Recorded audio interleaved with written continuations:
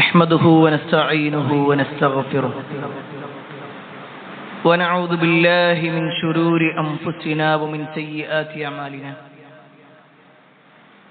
من يهده الله فلا مضل له ومن يضلل فلا هادي له وأشهد أن لا إله إلا الله وحده لا شريك له وأشهد أن محمدا عبده ورسوله أرسله بالهدى ودين الحق ليظهره على الدين كله ولو كره المشركون اللهم صل على محمد وعلى آل محمد كما صليت على إبراهيم وعلى آل إبراهيم إنك حميد مجيد اللهم بارك على محمد وعلى آل محمد كما باركت على إبراهيم وعلى آل إبراهيم إنك حميد مجيد يا أيها الذين آمنوا اتقوا الله حق تقاته ولا تموتن إلا وأنتم مسلمون أما بعد فإن خير الحديث كتاب الله وخير الهدي هدي محمد صلى الله عليه وسلم وشر الأمور محدثاتها وكل محدثة بدعة وكل بدعة ضلالة وكل ضلالة في النار أعوذ بالله من الشيطان الرجيم بسم الله الرحمن الرحيم وإذ يمكر بك الذين كفروا ليثبتوك أو يقتلوك أو يخرجوك ويمكرون ويمكر الله والله خير الماكرين يا أيها الناس أوصيكم وإياي أولا بتقوى الله. ഏറെ സ്നേഹധനീയരായ സത്യവിശ്വാസികളെ, സഹോദരന്മാരെ, സഹോദരിമാരെ, രക്ഷിതാക്കളെ, അള്ളാഹുവിന്റെ വിധിവിലക്കൽ അനുസരിച്ചുകൊണ്ടും പ്രവാചകൻ സല്ലല്ലാഹു അലൈഹി വസല്ലമയുടെ ജീവിതചര്യ പിൻപറ്റിക്കൊണ്ടും ജീവിക്കണമേ എന്ന് ആദ്യമായി എന്നോടും തുടർന്ന് നിങ്ങൾ ഓരോരുത്തരോടും ഉണർത്തുകയാണ്, വസിയ്യത്ത് ചെയ്യുകയാണ്. ഇസ്ലാമിക ലോകം വീണ്ടും ഒരു പുതുവത്സരത്തിലേക്ക് പ്രവേശിക്കുകയാണ്. ഹിജറ 1445 നിന്നും ഹിജറ 1446 പ്രവേശനം. ഒരു ഭാഗത്ത് ഇസ്ലാമിന്റെ ആശയങ്ങൾ സ്വീകരിക്കുമ്പോൾ തന്നെ ഇസ്ലാമിന്റെ അടിസ്ഥാനപരമായ കാര്യങ്ങളെക്കുറിച്ച് അറിവില്ലാത്ത, ഇസ്ലാമിന്റെ ചിഹ്നങ്ങളെക്കുറിച്ച് ബോധമില്ലാത്ത ഒരു സമൂഹമുണ്ട് എന്നത് ഒരു യാഥാർത്ഥ്യമാണ്.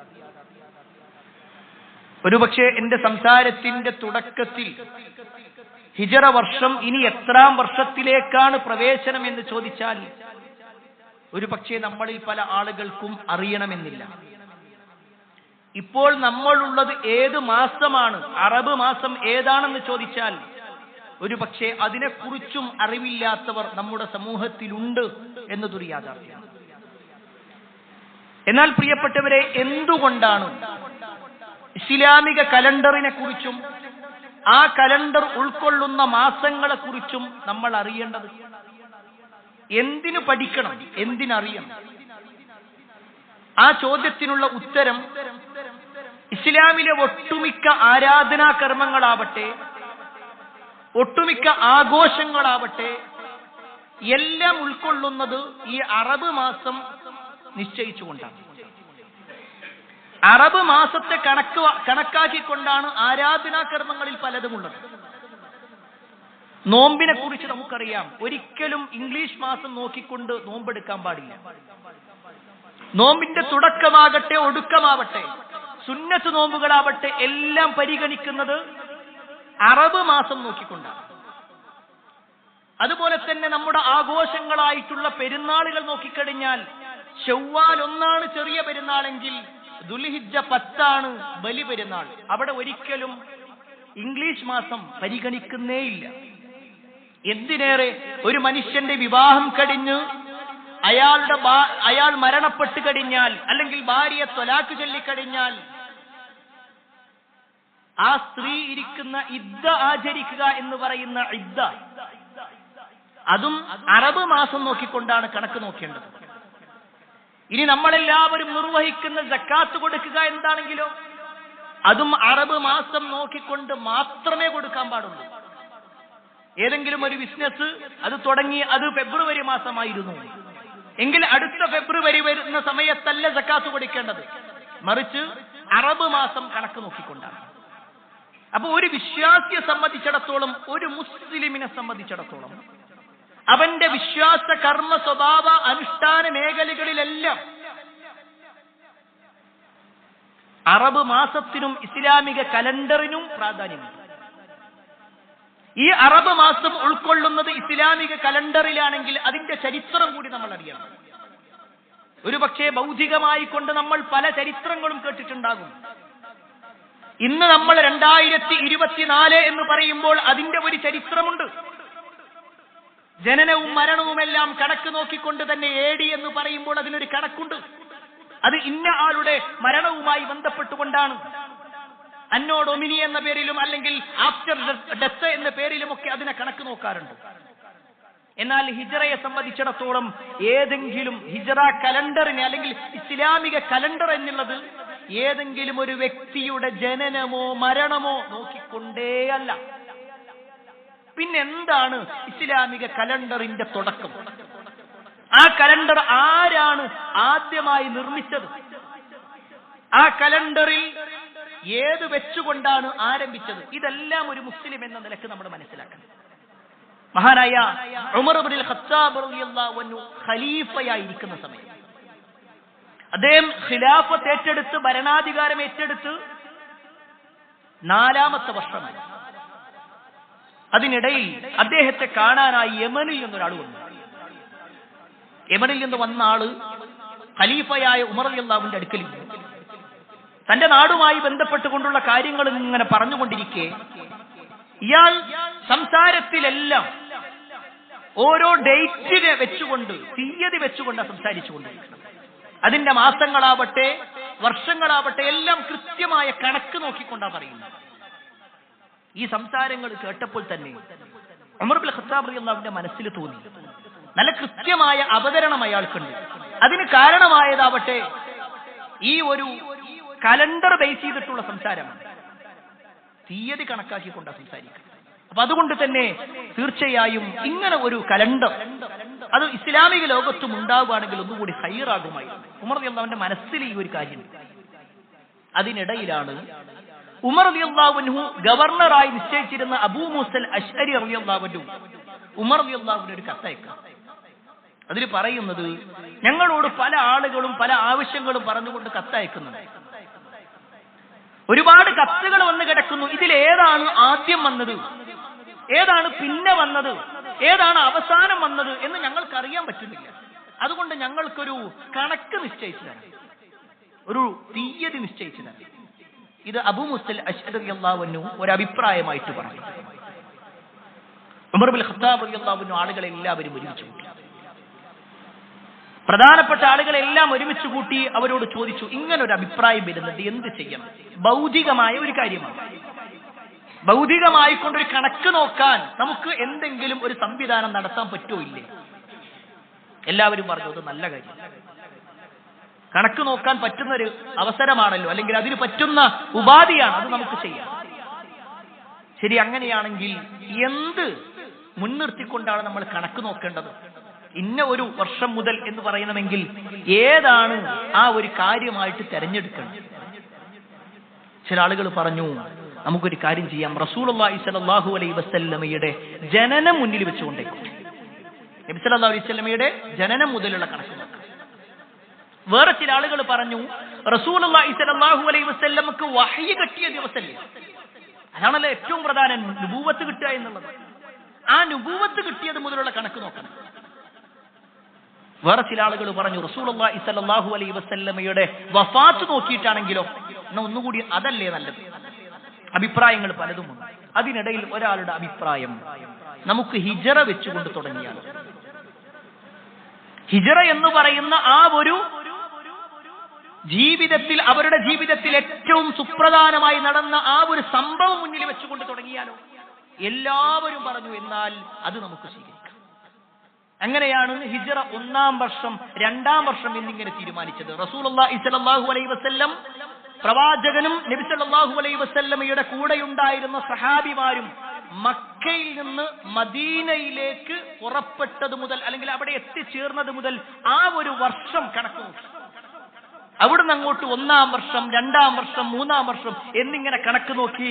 ഉമർ ബിൻ ഖത്താബ് റളിയല്ലാഹു അൻഹു ആ ഒരു ദിവസം പറയുമ്പോൾ 17-ാം വർഷമായിരുന്നു. ഹിജറ 17-നാണ് ഈ തീരുമാനം വരുന്നത്. അതായിരുന്നു ഹിജറ വർഷത്തിന്റെ, ഹിജറ കലണ്ടറിന്റെ തുടക്കം. കലണ്ടറിന്റെ ചരിത്രം അറിയുമ്പോൾ തന്നെ എന്തുകൊണ്ട് ഹിജറ എന്ന ആ ഒരു സംഭവത്തെ മുന്നിൽ വെച്ചു. ഹിജറ എന്ന വാക്കിന്റെ അർത്ഥം വെടിയുക, ഉപേക്ഷിക്കുക എന്നൊക്കെയാണ്. ഒരാൾ തന്റെ നാട്ടിൽ നിന്ന് മറ്റൊരു നാട്ടിലേക്ക് എല്ലാം ഉപേക്ഷിച്ചു പോകുന്നതിന് പൊതുവേ ഹിജറ എന്ന് പറയും.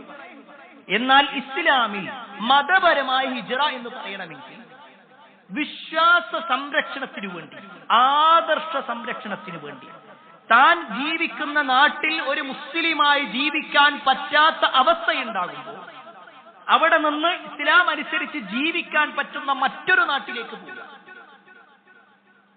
അതിനാണ് ഹിജറ എന്ന് പറയുന്നത്. ഈ ഹിജറയെ കുറിച്ച് നമ്മൾ അറിയുമ്പോൾ ഒരുപാട് പാഠങ്ങൾ ഒരു മുസ്ലിം എന്ന നിലക്ക് നമ്മൾ മനസ്സിലാക്കേണ്ടത്. ഹിജറ ഒരു സംഭവമാണ് എന്ന് പറഞ്ഞുകൊണ്ട് അവസാനിപ്പിക്കാനുള്ളതല്ല, മറിച്ച് ഹിജറയുമായി ബന്ധപ്പെട്ടുകൊണ്ട് ഒരുപാട് വിഷയങ്ങൾ ഒരു മുസ്ലിം എന്ന നിലക്ക് നമ്മൾ മനസ്സിലാക്കണം. അതിൽ ഒന്നാമത്തെ കാര്യം എന്താണെന്ന് വെച്ചാൽ, ഹിജറ ആദർശ സംരക്ഷണത്തിന് വേണ്ടിയായിരുന്നു. വേറൊന്നും ഒരു ഭൗതികമായ ആവശ്യങ്ങൾക്ക് വേണ്ടിയിട്ടുമല്ല. ആദർശം സംരക്ഷിക്കുക എന്ന ഒറ്റ ഉദ്ദേശം, അത് ശരിക്കും അവരുടെ ഹൃദയം പറിച്ചു നടുന്നത് പോലെയാണ്. അവർക്ക് എന്തെല്ലാം ഇഷ്ടമായിട്ടുണ്ടോ ആ ഇഷ്ടപ്പെട്ടതെല്ലാം മാറ്റിക്കൊണ്ട് അള്ളാന്റെ ദീനിനു വേണ്ടിയിട്ട്, എന്റെ വിശ്വാസത്തിന് വേണ്ടിയിട്ട്, എന്റെ സ്വർഗത്തിന് വേണ്ടി ഞാൻ മാറി. അതുകൊണ്ടാണല്ലോ മഹാനായ റസൂലുള്ളാഹി സ്വല്ലല്ലാഹു അലൈഹി വസല്ലം ഹിജറ പോകുന്ന രംഗം ഇസ്ലാമിക ചരിത്രത്തിൽ കാണാൻ പറ്റും. പ്രവാചകൻ സല്ലല്ലാഹു അലൈഹി വസല്ലമക്ക് ഹിജറ പോകാനുള്ള അനുവാദം അല്ലാഹു സുബ്ഹാനഹു വതആല നൽകി.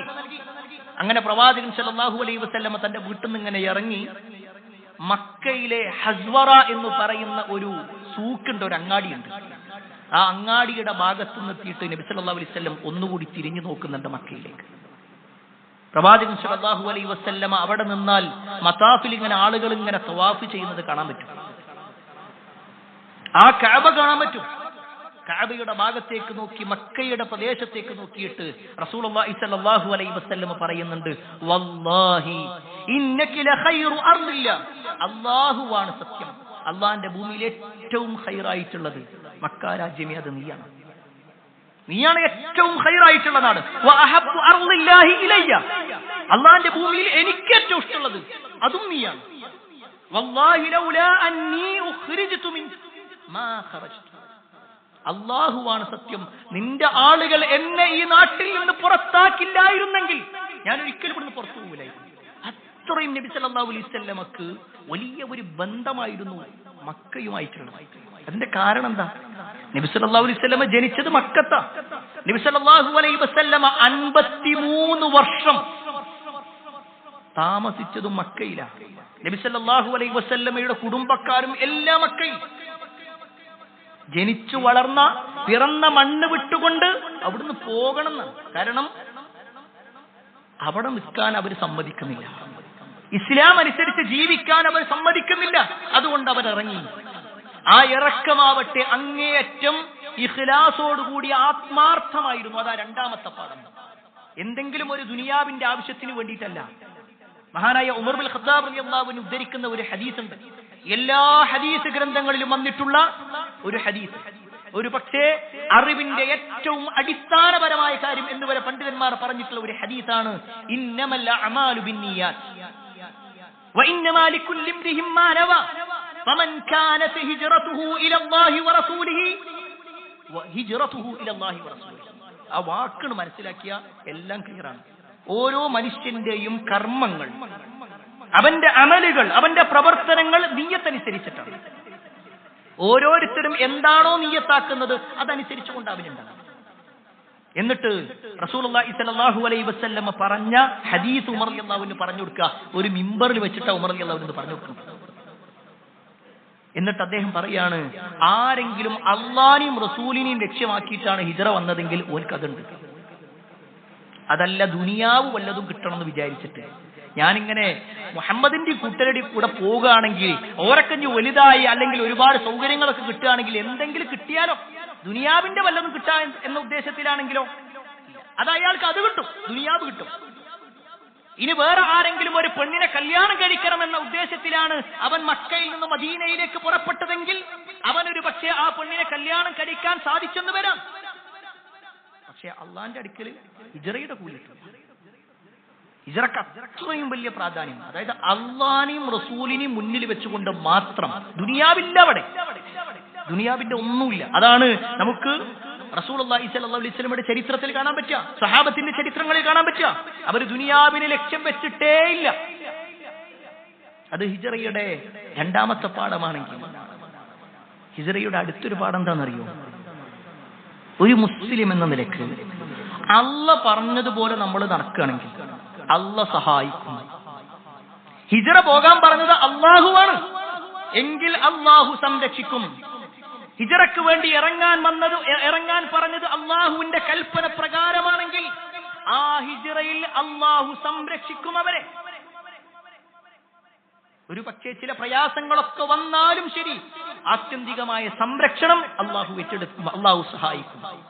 ആ വിഷയത്തിൽ വിശുദ്ധ ഖുർആനിലെ ഒരു ആയത്തുണ്ട്, وَإِذْ يَمْكُرُ بِكَ الَّذِينَ كَفَرُوا لِيُثْبِتُوكَ أَوْ يَقْتُلُوكَ أَوْ يُخْرِجُوكَ وَيَمْكُرُونَ وَيَمْكُرُ اللَّهُ وَاللَّهُ خَيْرُ الْمَاكِرِينَ.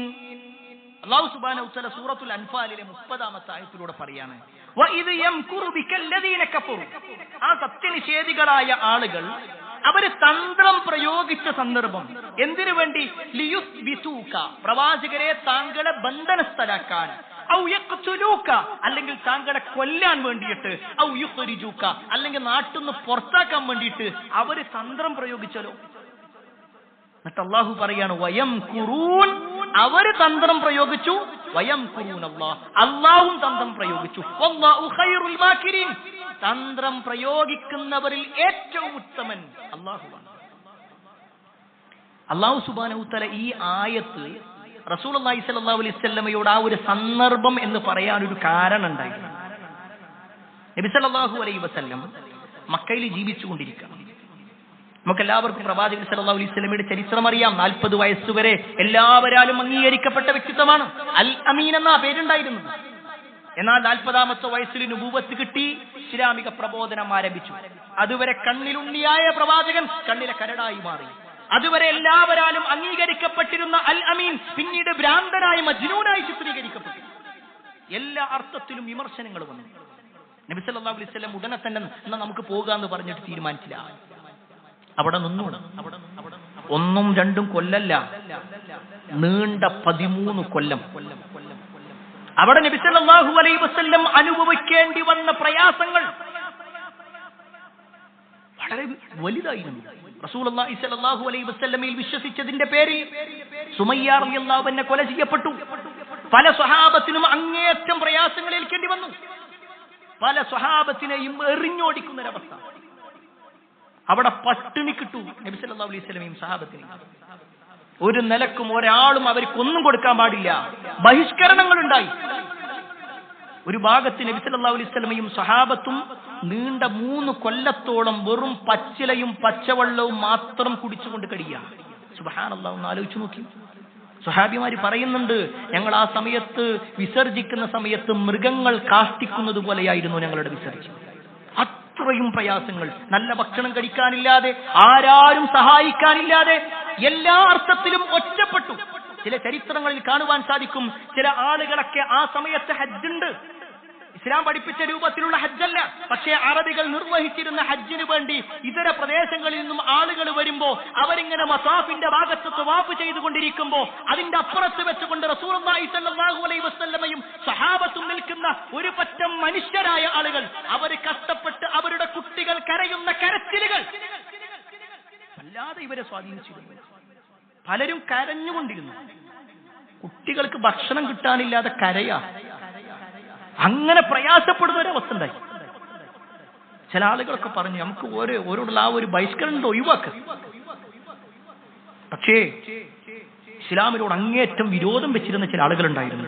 പറഞ്ഞു പറ്റൂല, അവന്റെ ആശയം ഒഴിവാക്കാതെ, അവന്റെ ആ ഒരു പുത്തൻ ആശയം ഉണ്ടല്ലോ, ആ പുത്തൻ ആചാരം, പുത്തൻ വാദിയാണ് മുഹമ്മദ്, അതുകൊണ്ട് അത് ഒഴിവാക്കാതെ നമുക്ക് പറ്റൂല. അങ്ങേറ്റം പ്രയാസങ്ങളുണ്ടായി. അവസാനം റസൂലുള്ളാഹി സ്വല്ലല്ലാഹു അലൈഹി വസല്ലം സ്വഹാബത്തിനോട് പറഞ്ഞു, നിങ്ങൾക്ക് ഇവിടെ ബുദ്ധിമുട്ടാണോ, നിങ്ങൾ അബ്സീനിയയിലേക്ക് പോയിക്കോളൂ, അവിടെ ഒരു രാജാവുണ്ട്, അയാൾ നിങ്ങൾക്ക് എന്തെങ്കിലും ഒരു സംരക്ഷണം തരും. ആദ്യം മുസ്ലിമീങ്ങൾ പോകുന്നത് അബ്സീനിയയിലേക്കാണ്. നബി സല്ലല്ലാഹു അലൈഹി വസല്ലം പോയിട്ടില്ലായിരുന്നു. നബിയും ബാക്കിയുള്ള പല സ്വഹാബത്തും അവിടെ തന്നെ നിന്നു. ആ സമയങ്ങളിലൊക്കെ നബി സല്ലല്ലാഹു അലൈഹി വസല്ലമക്ക് താങ്ങും തണലുമായി നിന്നിരുന്നത് മുശ്രിക്കായിരുന്നിട്ട് കൂടി അബൂ ത്വാലിബായിരുന്നു. നബി സല്ലല്ലാഹു അലൈഹി വസല്ലമയുടെ പിതൃവ്യൻ, വാപ്പാന്റെ സഹോദരൻ. എന്നാൽ അബൂ ത്വാലിബ് മരണപ്പെട്ടു. സാമ്പത്തികമായി നബി സല്ലല്ലാഹു അലൈഹി വസല്ലമയെ സഹായിച്ചിരുന്ന ഖദീജ റളിയല്ലാഹു അൻഹയും വഫാത്തായി. ഈ 2 മരണങ്ങൾ കഴിഞ്ഞപ്പോൾ ശത്രുക്കൾക്ക് വല്ലാത്തൊരു ധൈര്യം വന്നു. നബി സല്ലല്ലാഹു അലൈഹി വസല്ലം അവിടുന്ന് ത്വായിഫിന്റെ ഭാഗത്തേക്ക് പോയി. തന്റെ ഉമ്മാന്റെ കുടുംബമാണ്, അവർ സംരക്ഷിച്ചോളുന്ന വിചാരിച്ചേ. പക്ഷെ അവർ സംരക്ഷിച്ചില്ലെന്ന് മാത്രമല്ല, നബി സല്ലല്ലാഹു അലൈഹി വസല്ലമയെ എറിഞ്ഞോടിച്ചു. അവിടെ ആലോചിച്ച് നോക്കി, എല്ലാ അർത്ഥത്തിലും ഒരു മനുഷ്യനെ അങ്ങേയറ്റം എതിർക്കാൻ എന്തെല്ലാം വഴികളുണ്ടോ അതെല്ലാം ആ നാട്ടുകാർ നോക്കി. എന്നിട്ട് അവർ അവസാനിപ്പിച്ചു. ഇല്ല, അവര് പിന്നെ മീറ്റിംഗ് കൂടാണ്. ദാറുൻ നദ്വ എന്ന് പറയും അവരുടെ മീറ്റിംഗ് ഹാൾ. ആ മീറ്റിംഗ് ഹാളിൽ അബൂജഹലും ഉത്തുബത്തും ഷൈബത്തും വലീദും ഒക്കെ മീറ്റിംഗ് കൂടി. എന്താ മീറ്റിംഗിന്റെ അജണ്ട എന്നറിയും? നബി സല്ലല്ലാഹു അലൈഹി വസല്ലമയുടെ കാര്യത്തിൽ, മുഹമ്മദിന്റെ കാര്യത്തിൽ എന്ത് തീരുമാനം എടുക്കണം? ചില ആളുകൾ പറഞ്ഞു, നമുക്കൊരു കാര്യം ചെയ്യാം, മുഹമ്മദിനെ ബന്ധനസ്ഥനാക്കി ഇവിടെ വെക്കാം, മുഹമ്മദിനെ ചെങ്ങലക്കിട്ട് ഇവിടെ നിർത്തുക, അവന്റെ ഷെർ അവിടെ തീർന്നോളൂ. അപ്പൊ വേറെ ചില ആളുകൾ പറഞ്ഞു, അത് പറ്റൂല, അങ്ങനെ ബന്ധനസ്ഥനാക്കി കഴിഞ്ഞാൽ അവന്റെ കൂട്ടാളികൾ കുറെ ആളുകളുണ്ട്, അവര് വന്നിട്ട് എങ്ങനെയെങ്കിലും രക്ഷപ്പെടുത്തും, അപ്പൊ അത് വേണ്ട. വേറെ ചില ആളുകൾ പറഞ്ഞു, എന്നാ നമുക്ക് മുഹമ്മദിനെ നാട് കടത്തിയാലോ, വേറെ ഏതെങ്കിലും നാട്ടിലേക്ക് പറഞ്ഞയക്കാം. അപ്പോഴും അവർ പറഞ്ഞു, അത് വേണ്ട, മുഹമ്മദിന് വശ്യമായ സംസാരമുണ്ട്, ഏത് നാട്ടിൽ പോയാലും ആളുകളെ പിടിച്ചിരുത്താനുള്ള സംസാരം അവന്റെ ആ ഒരു സിഹിറിൽ ആളുകൾ പെട്ടുപോകും, ആളുകളെല്ലാവരും നമുക്കെതിരാകും, അതുകൊണ്ട് വേണ്ട, വേറെ നാട്ടിലും പറഞ്ഞേക്കാം. ആ സമയത്താണ് ഫിർഔൻ ഹാദിഹിൽ ഉമ്മ, ഈ ഉമ്മത്തിലെ ഫിർഔൻ എന്ന് റസൂലുള്ളാഹി സ്വല്ലല്ലാഹു അലൈഹി വസല്ലം പറഞ്ഞിട്ടുള്ള അബൂ ജഹൽ ലഅനത്തുല്ലാഹി അലൈഹി. ആ അബൂ ജഹൽ ഒരു അഭിപ്രായം പറയാം. എന്താ അഭിപ്രായം എന്നറിയോ? നമുക്കൊരു കാര്യം ചെയ്യാം, മുഹമ്മദിനെ അങ്ങ് കൊല്ലാം, മുഹമ്മദിനെ അങ്ങ് കൊല്ലാം. ആളുകൾ, ചില ആളുകളൊക്കെ എതിർത്തു, അത് വേണ്ട, മുഹമ്മദിനെ കൊല്ലുകയാണെങ്കിൽ മുഹമ്മദിന്റെ കുടുംബക്കാരുണ്ട്, അവരെല്ലാവരും അതിന് പ്രതിക്രിയ പറയും, അത് ബുദ്ധിമുട്ടാണ്. അതിനും അബൂജഹൽ മറുപടി കൊടുത്തു.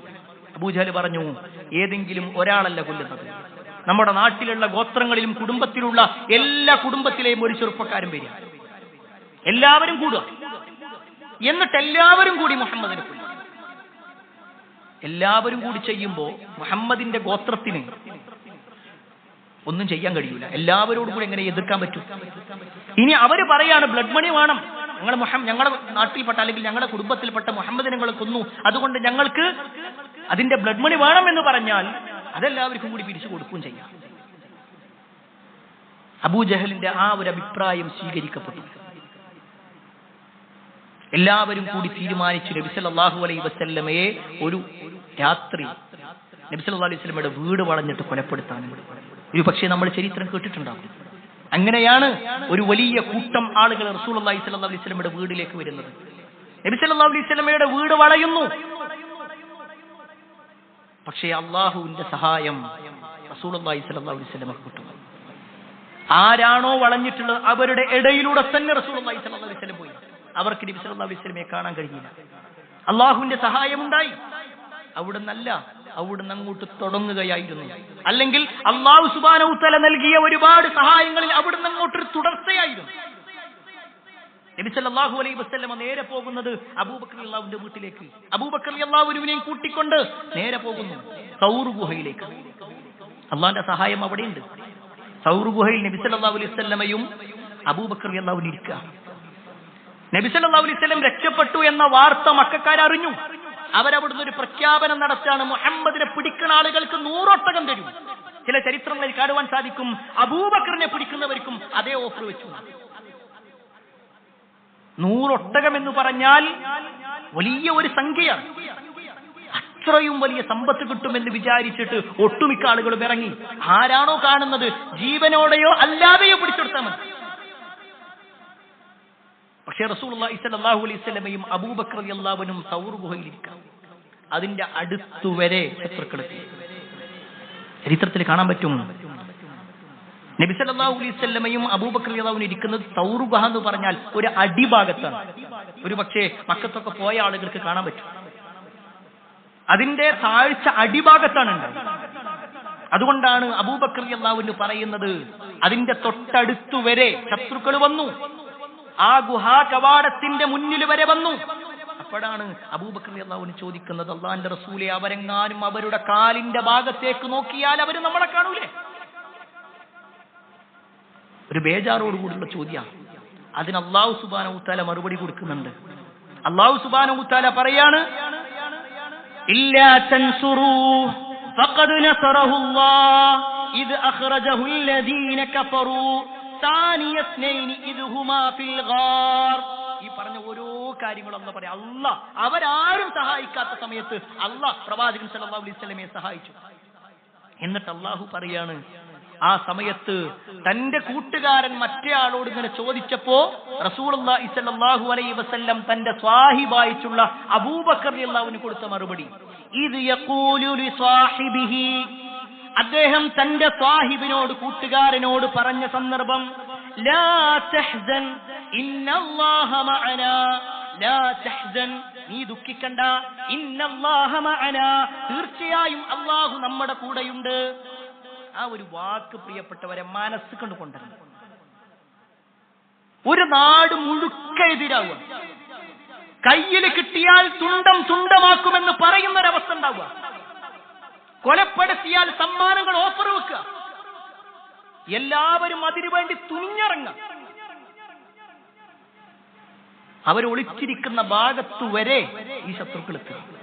അപ്പോഴും റസൂലുള്ളാഹി സ്വല്ലല്ലാഹു അലൈഹി വസല്ലം പറയാണ്, ലാ തഹസൻ, നമ്മൾ വിഷമിക്കണ്ട, ദുഃഖിക്കണ്ട, ഇന്നല്ലാഹ മഅനാ, അല്ലാഹ് നമ്മുടെ കൂടെ, അല്ലാഹ് നമ്മുടെ കൂടെ ഉണ്ട്. അതിനോളം വലിയൊരു ധൈര്യം വേറെ എന്താ കിട്ടാനുള്ള പ്രിയപ്പെട്ടത്? അല്ലാഹ് നമ്മുടെ കൂടെ ഉണ്ടെന്ന്, വേറെ ആരും വേണ്ട, അല്ലാഹ് ഉണ്ട് കൂടെ. പിന്നീട് റസൂലുള്ളാഹി സ്വല്ലല്ലാഹു അലൈഹി വസല്ലം അവിടുന്ന് പുറപ്പെടണം. 3 ദിവസത്തോളം അവിടെ കഴിച്ചു കൂട്ടുന്നുണ്ട്. അവിടുന്ന് പിന്നീട് നബി സല്ലല്ലാഹു അലൈഹി വസല്ലം പുറപ്പെട്ടു. ആ യാത്രയിലും അള്ളാഹുവിന്റെ ഒട്ടേറെ സഹായങ്ങൾ. നബി സല്ലല്ലാഹു അലൈഹി വസല്ലമയെ കാണുന്നുണ്ട് ചില ആളുകൾ.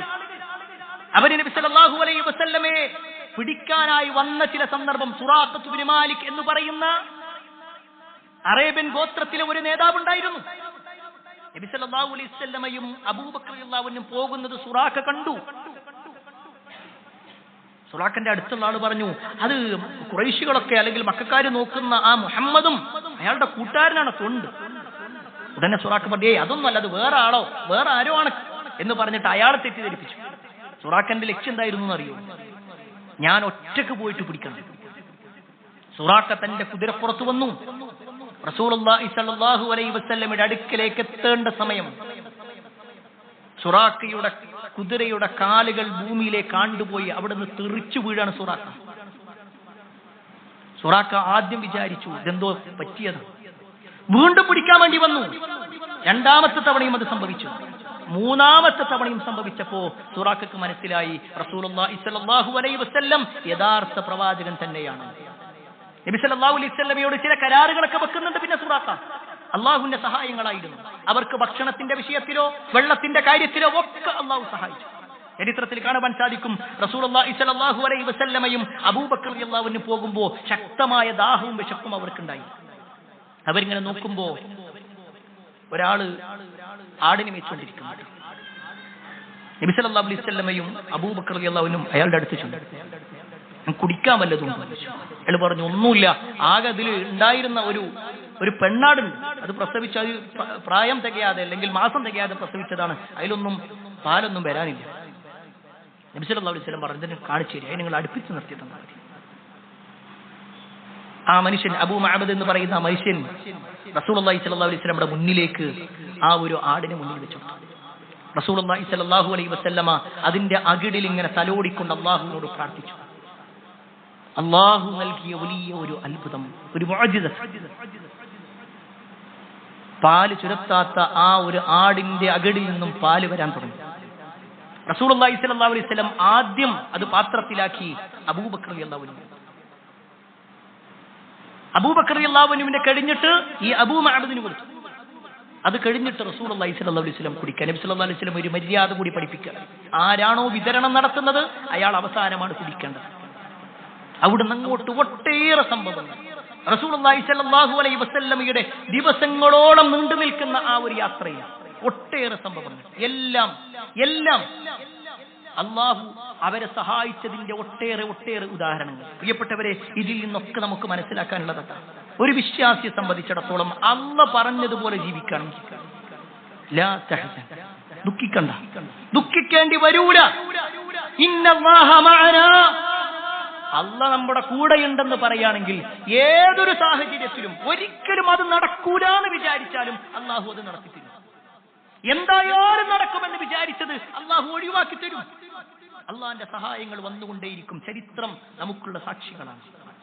അതുപോലെ തന്നെ ഹിജ്റയുമായി ബന്ധപ്പെട്ടുകൊണ്ട് നമ്മൾ മനസ്സിലാക്കേണ്ട മറ്റൊരു കാര്യം റസൂലുള്ളാഹി സ്വല്ലല്ലാഹു അലൈഹി വസല്ലമയുടെ തവക്കുലാണ്. ഈ തവക്കുൽ എന്ന് പറയുമ്പോൾ ആളുകൾ പല രൂപത്തിലാണ് തവക്കുലിനെ മനസ്സിലാക്കുന്നത്. അള്ളാഹുവിൽ വലിയ തവക്കുലുള്ള ആളാണ്, പക്ഷേ അയാള് ജോലിക്ക് പോകുന്നില്ല, അയാളുടേതായ കാര്യങ്ങളൊന്നും നിർവഹിക്കുന്നില്ല, ഞാൻ അള്ളാഹുവിൽ തവക്കുലാക്കി എന്ന് പറഞ്ഞിട്ടിരിക്കുക. വേറെ ചില ആളുകളെ എല്ലാം എന്റെ കഴിവിൽ നിന്നാണ് ഇതൊക്കെ നടക്കുന്നത്, ഞാനില്ലെങ്കിൽ ഇതൊന്നും നടക്കൂല. അള്ളാഹുവിൽ തവക്കുലാക്കാൻ ഒരു നിലക്കും റെഡിയാവാത്ത ആളുകളുണ്ട്. ഇത് രണ്ടുമല്ല. റസൂലുള്ളാഹി സ്വല്ലല്ലാഹു അലൈഹി വസല്ലമയുടെ ഹിജ്റയിൽ നമുക്ക് തവക്കുലിന്റെ അടയാളങ്ങൾ കാണാൻ പറ്റും. നബി സല്ലല്ലാഹു അലൈഹി വസല്ലമയോട് ഹിജ്റ പോകാൻ വേണ്ടി പറയുന്നത് ആരാ? അള്ളാഹുവാണ്.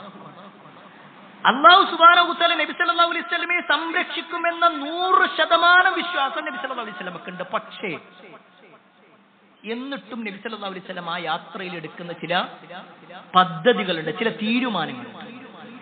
പ്രവാചകൻ സല്ലല്ലാഹു അലൈഹി വസല്ലമ ഭക്ഷണം അത് ഇന്ന ആളാണ് കൊണ്ടുവരേണ്ടത്. അബൂബക്കർ റളിയല്ലാഹു അൻഹുവിന്റെ മകളായ അസ്മാ ബീവിനെ അത് ഏൽപ്പിക്കുന്നു. അതുപോലെ തന്നെ നബി സല്ലല്ലാഹു അലൈഹി വസല്ലമയും അബൂബക്കർ റളിയല്ലാഹു അൻഹും പോകാനുള്ള വാഹനം അത് റെഡിയാക്കാനായി അബൂബക്കർ റളിയല്ലാഹു അൻഹുവിന്റെ മകനെ ഏൽപ്പിക്കുന്നു. നബി സല്ലല്ലാഹു അലൈഹി വസല്ലമക്കാകട്ടെ അബൂബക്കർ റളിയല്ലാഹു അൻഹുവിനാകട്ടെ മക്കയിൽ നിന്ന് മദീനയിലേക്ക് പോകാനുള്ള വഴി അറിയൂല. ആ നാടിനെ കുറിച്ച് അല്ലെങ്കിൽ ആ സ്ഥലത്തെ കുറിച്ച് പോകാനുള്ള വഴി അറിയാൻ വഴികാട്ടിയായിക്കൊണ്ട് അബ്ദുല്ലാഹിബ്നു ഉറൈഖിത്ത് എന്ന് പറയുന്ന ഒരു മുശ്രിക്കായ മനുഷ്യനാണ് ഏൽപ്പിക്കുന്നത്. അബ്ദുല്ലാഹിബ്നു ഉറൈഖിത്ത് ആണ് നബി സല്ലല്ലാഹു അലൈഹി വസല്ലമക്ക് വഴികാട്ടിയായിട്ട് നിൽക്കുന്നത്. വേറെ ഒരാൾക്കൊരു ഡ്യൂട്ടി കൊടുക്കുന്നുണ്ട്. ആമിർ ബിൻ ഫുഹൈറ എന്നാണ് ആ വ്യക്തിന്റെ പേര്. അയാൾക്കുള്ള ഡ്യൂട്ടി എന്തായിരുന്നു എന്നറിയോ? നബി സല്ലല്ലാഹു അലൈഹി വസല്ലമയും അബൂബക്കർ റളിയല്ലാഹു അൻഹു പോകുന്ന ഒട്ടകം സ്വാഭാവികമായിട്ടും മണൽ പരപ്പിലൂടെ പോകുമ്പോൾ ആ ഒട്ടകത്തിന്റെ കാലടിപ്പാടുകൾ കാണാൻ പറ്റും. അതിന്റെ പിന്നിൽ വരുന്ന ആളുകൾക്ക് അറിയാൻ പറ്റും ഈ ഒട്ടകം എങ്ങോട്ടാണ് പോകുന്നത് എന്നുള്ളത്.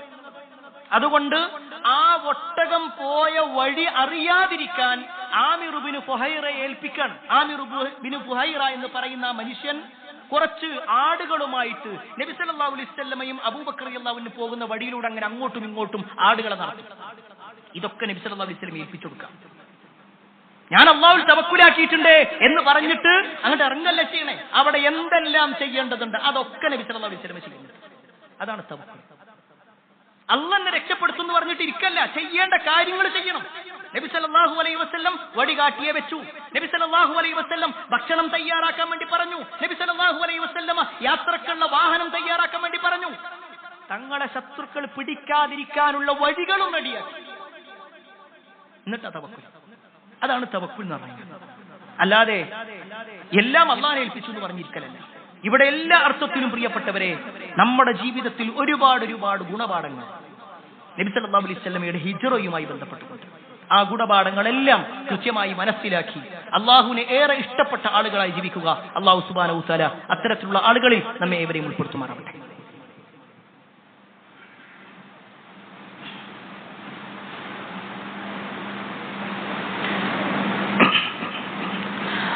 അൽഹംദുലില്ലാഹി റബ്ബിൽ ആലമീൻ അസ്സലാത്തു വസ്സലാമു അലാ റസൂലില്ലാഹി വഅലാ ആലിഹി വഅസ്ഹാബിഹി അജ്മഈൻ. അമ്മാ ബഅദ്. റസൂലുള്ളാഹി സ്വല്ലല്ലാഹു അലൈഹി വസല്ലമയുടെ ജീവിതത്തിലുണ്ടായ ഹിജ്റയുമായി ബന്ധപ്പെട്ടുകൊണ്ടുള്ള ചില കാര്യങ്ങളാണ് ഓർമ്മപ്പെടുത്തിയത്. പ്രവാചകൻ സ്വല്ലല്ലാഹു അലൈഹി വസല്ലമയുടെ ഹിജ്റ നമ്മൾ പരിശോധിക്കുമ്പോൾ അത് നബി സല്ലല്ലാഹു അലൈഹി വസല്ലമയാകട്ടെ സ്വഹാബിമാരാവട്ടെ അങ്ങേയറ്റം ത്യാഗത്തോടു കൂടിയാണ് അവർ ഹിജ്റ പോയിട്ടുള്ളത്. വലിയ ത്യാഗം ഉണ്ടായിട്ടുണ്ട്. അതിലേറ്റവും വലിയ തെളിവ് നമുക്ക് കാണാൻ പറ്റുക അബൂ സലമ റളിയല്ലാഹു അൻഹുവിന്റെയും ഉമ്മു സലമ റളിയല്ലാഹു അൻഹയുടെയും ചരിത്രം. അബൂ സലമയും ഉമ്മു സലമയും രണ്ടുപേരും മുസ്ലിമായി. റസൂലുള്ളാഹി സ്വല്ലല്ലാഹു അലൈഹി വസല്ലമയുടെ വാക്കുകൾ കേട്ടുകൊണ്ട് അവർ ഹിജ്റ പോകാൻ തീരുമാനിക്കുകയും ചെയ്തു.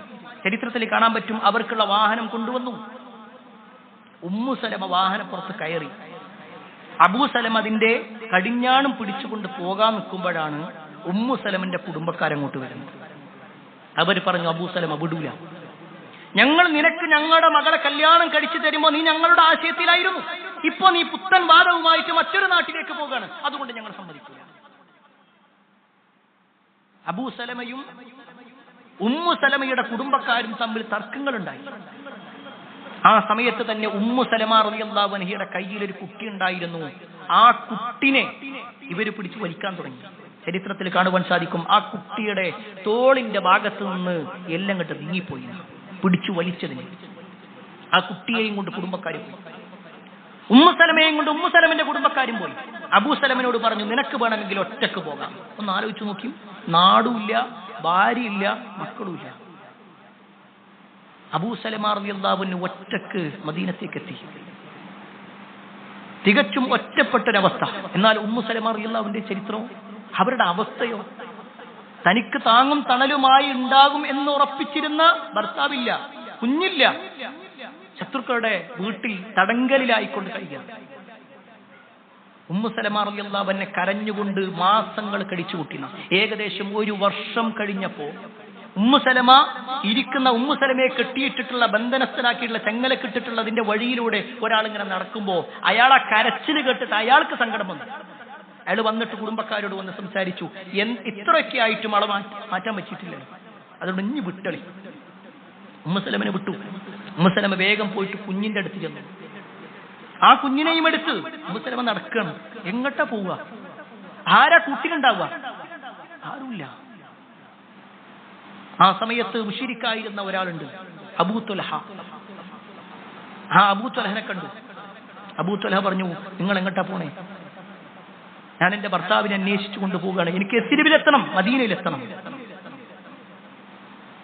ഈ അബൂ ത്വൽഹ കൊണ്ടാക്കിന ദിവസങ്ങളോളം യാത്ര ചെയ്തിട്ട് എന്നിട്ട് മദീനയുടെ അടുത്തെത്താൻ നിൽക്കുന്ന സമയത്ത് പറഞ്ഞതാ, നീ ആഗ്രഹിക്കുന്ന സ്ഥലം അതാണ്.